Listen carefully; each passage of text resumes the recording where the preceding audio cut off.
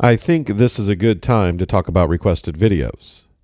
Periodically, I get requests from people to do a video on this or that subject, and such requests are welcome. But oftentimes, the video requested doesn't really fit in with what I'm doing with this channel. The purpose of this channel is twofold. It's Catholicism 101, giving basic catechesis and answering typical objections to the one true faith, and bringing awareness to the crisis in the church and the fact that this crisis was foretold in Catholic prophecy. This is done in concise, to the point, 10 to 15 minute videos. I don't do in-depth analysis, generally speaking.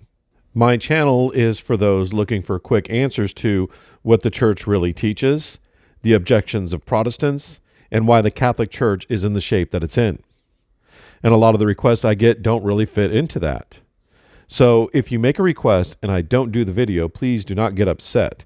It's not that I feel the video is not worth doing, it's just that I'm not the person to do it. But maybe you are. If you really want a certain video made, why not make it? You literally only need a cell phone. With a few exceptions, I have made all my videos on my cell phone. Now you might say, I don't have time. Well, neither do I. But I do it because I feel it's worth doing. That said, sometimes someone suggests a video that does fit into this channel, that does pique my interest, and I do that video, or a video inspired by that request, sometimes even months after it was requested. And this is such a video. Someone requested a video about the Catholic prophecies of the comet that's supposed to be involved with the Great Chastisement. And the book of Revelation seems to refer to this comet, Revelations 8, 10, and 11. The third angel blew his trumpet, and a great star fell from heaven, blazing like a torch, and it fell on a third of the rivers and on the fountains of water. The name of the star was Wormwood. A third of the waters became wormwood, and many men died of the water because it was made bitter. And while doing research for this video, which means scouring the internet, the websites kept saying, quote, many Catholic mystics prophesied of a comet during the chastisement. And then they all quote the same one prophecy from St. Hildegard of Bingen, which I will give in considerable detail. But that's it. No other prophecies given, except for one from Nostradamus, which I will not be giving. Even the book by Yves Dupont, Catholic Prophecy, The Coming Chastisement, which has a chapter dedicated to the comet, does not give any prophecies about the comet except the one by St. Hildegard. It just talks about the comet the rest of the time. I have a book called Revelations by Xavier Reyes El Real, which is a pretty concise book of Catholic prophecy on my Kindle. I searched the word comet and came up with nothing. So I'm not saying that St. Hildegard is the only one to prophesize about the comet, but it's the only one anyone seems to know about. However, there are some prophecies about the chastisement that, although they don't say comet, may be talking about it. First of all, the third secret of Fatima that we know of says, after the two parts which I have already explained, at the left of Our Lady and a little above we saw an angel with a flaming sword in his left hand. Flashing, it gives out flames that look as though they would set the world on fire. But they died out in contact with the splendor that Our Lady radiated towards him from her right hand. Pointing to the earth with his right hand, the angel cried out in a loud voice, penance, penance, penance.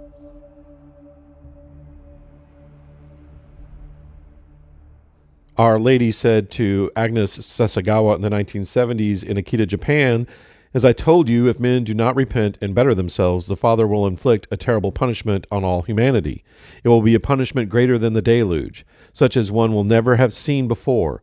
Fire will fall from the sky and wipe out a great part of humanity, the good as well as the bad, sparing neither priest nor faithful. The survivors will find themselves so desolate that they will envy the dead. The prophecies of Our Lady of Good Success say concerning the 20th century, there shall be scarcely any virgin souls in the world. The delicate flower of virginity will seek refuge in the cloisters. Without virginity, fire from heaven will be needed to purify these lands.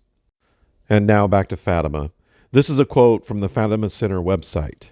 Quote, "It would appear that a comet is mentioned in an as yet unrevealed part of the message of Fatima, because a 2014 biography of Sister Lucia Fatima called A Path Under the Gaze of Mary quotes an unpublished writing of Sister Lucia which mentions something very similar to the prophecy just mentioned above, which is the St. Hildegard prophecy.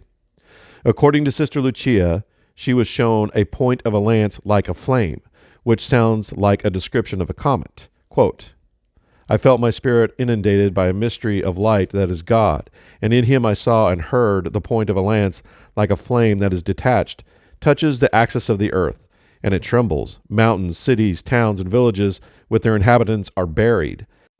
The sea, the rivers, the clouds exceeded their boundaries, inundating and dragging with them in a vortex houses and people in a number that cannot be counted. It is the purification of the world from the sin in which it was immersed. Hatred and ambition provoked the destructive war.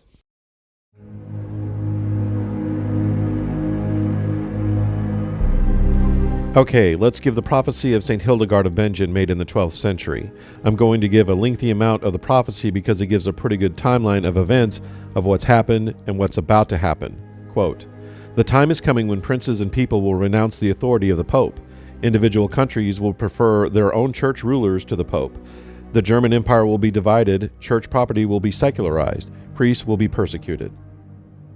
Does anyone doubt this has already happened? Continuing. After the birth of the Antichrist, heretics will preach their false doctrines undisturbed, resulting in Christians having doubts about the Holy Catholic faith. Towards the end of the world, mankind will be purified through sufferings. This will be true especially of the clergy, who will be robbed of all property. When the clergy has adopted a simple manner of living, conditions will improve. A powerful wind will rise in the north, carrying heavy fog and the densest dust by divine command, and will fill their throats and eyes, so they will cease their savagery and be stricken with great fear. After that, there will be so few men left that 7 women will fight for 1 man, and they will say to the man, marry me to take the disgrace from me. For in those days it will be a disgrace for a woman to be without child, as it was by the Jews in the Old Testament. This, no doubt, will be a punishment for the way the women have acted the last few decades, thanks to 2nd, 3rd, and 4th wave feminism. Now here's the prophecy of the comet. Before the comet comes, many nations, the good accepted, will be scourged by want and famine. The great nation in the ocean that is inhabited by people of different tribes and descent will be devastated by earthquake, storm, and tidal wave. It will be divided and in great part submerged. That nation will also have many misfortunes at sea and lose its colonies. After the great comet, the great nation will be devastated by earthquake, storms, and great waves of water, causing much want and plagues. The ocean will also flood many other countries, so that all coastal cities will live in fear, with many destroyed. All seacoast cities will be fearful, and many of them will be destroyed by tidal waves, and most living creatures will be killed, and even those who escape will die from a horrible disease. For in none of those cities does a person live according to the laws of God. Peace will return to Europe when the white flower again takes possession of the throne of France. During this time of peace, the people will be forbidden to carry weapons, and iron will be used solely for making agricultural implements and tools. Also during this period, the soil will be very productive, and many Jews, heathens, and heretics will join the church.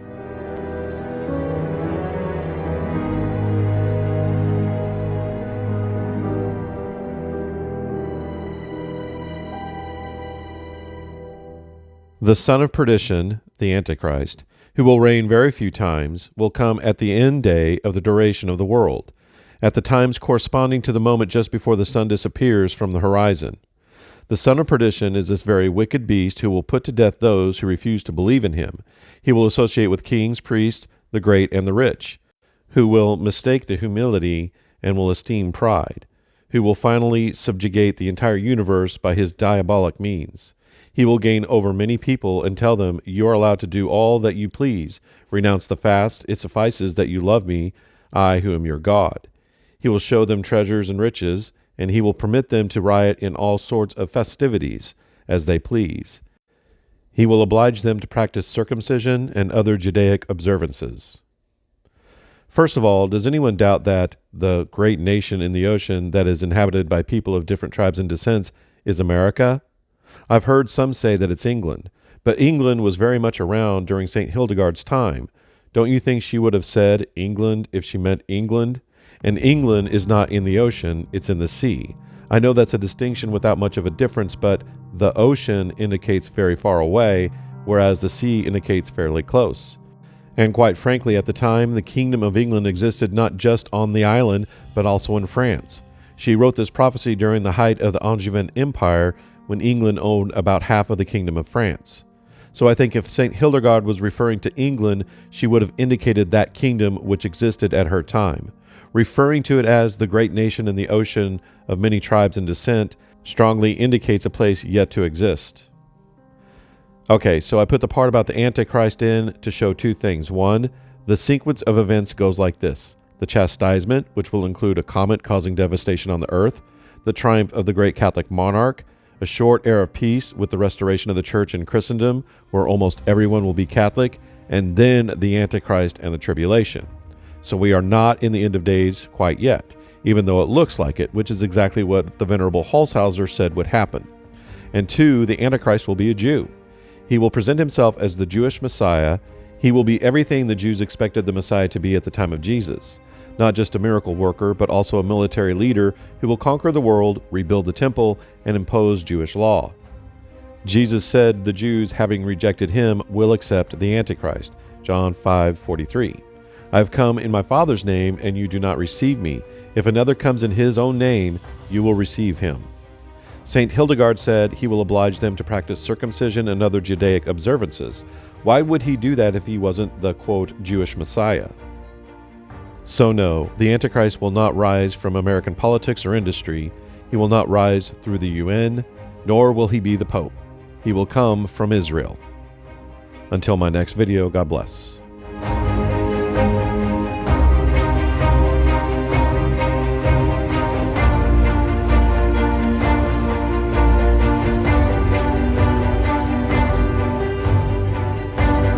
If you like what you see, please like and share the video, and subscribe to the channel, turning on all notifications. If you would like to support this channel in any way, please do so through Buy Me a Coffee. The link is in the description. Those who have bought coffees since the premiere of my last video and the recording of this one are someone. You can also like and follow us on Facebook. The link for that is also in the description.